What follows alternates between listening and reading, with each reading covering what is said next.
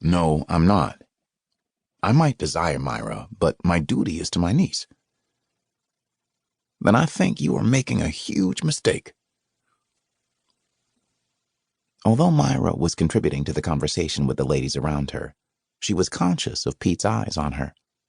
She was tempted to return his stare, but she didn't, for fear that he would look into her very soul and see her love, feel her love, discover the thing she didn't want exposed. So, Myra, you and Pete share the same birthday? Megan Westmoreland's question reclaimed her immediate attention. Did they? She'd had no reason to ever ask when his birthday was. If we do, I didn't know it. Pete is also a Christmas baby, Lucia said, grinning. That's the one thing I remember about his parents while growing up.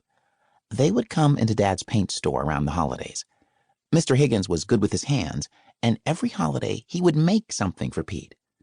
Since Pete was a Christmas baby, he wanted to make a special birthday gift for him so he wouldn't feel cheated out of a birthday celebration.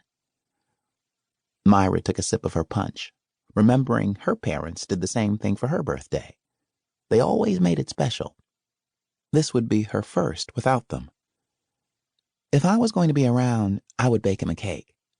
But I'm leaving the day after Christmas. You're still leaving? Bella asked, surprised. Yes, I'm still leaving. Myra could see the confused looks on the women's faces. Why do you ask? We were hoping that something was going on between you and Pete, Megan said, hesitating before getting it out there.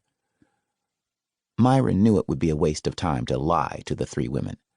Besides, women who were in love would recognize that same emotion in another woman, and there was no denying that she had fallen in love with Pete. Yes, something is going on, but not what you think, she said softly, feeling the impact of the words she'd spoken. She knew they understood her meaning. I think you might be wrong, Megan said gently.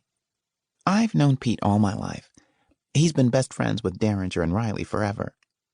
I remember Dad would often tell him that if he continued to hang around with them as much as he did, he would begin to look like a Westmoreland, she said, chuckling. There were times people thought he was a Westmoreland because he would go on a lot of family trips with us.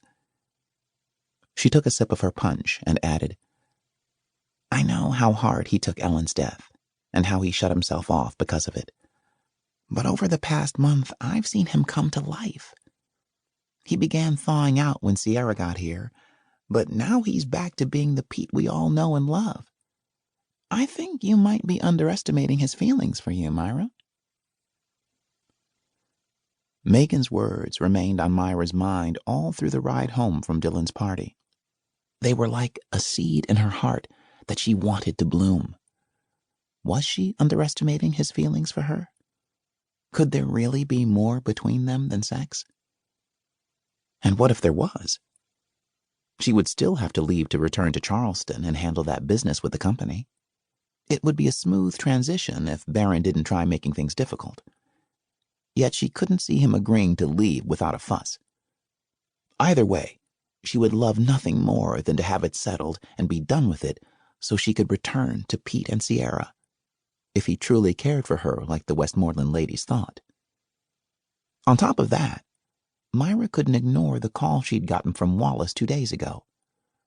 Barron had run into one of his old college girlfriends, and she'd mentioned seeing Myra in Breckenridge, Colorado around Thanksgiving. That meant there was a good chance Barron would be moving his search to that area. Wallace felt she should tell Pete what was going on. She disagreed. Barron was her problem, and the last thing she intended to do was get Pete involved. You're quiet. Is everything all right, Myra? She blinked, realizing they had reached Pete's ranch. Forcing a smile, she looked over at him. I just have a lot on my mind. Miss Bonnie will be returning next week. But that doesn't mean you have to move out. Derringer mentioned you intended to stay at Bella's Inn for a week before leaving town. Yes, those are my plans. I do have to move out, Pete. Surely he didn't think she could stay here and continue their relationship with Miss Bonnie in the house. As if he read her thoughts, he said, We're adults, Myra. We shouldn't have to sneak around. Besides, I'm too old for that sort of thing.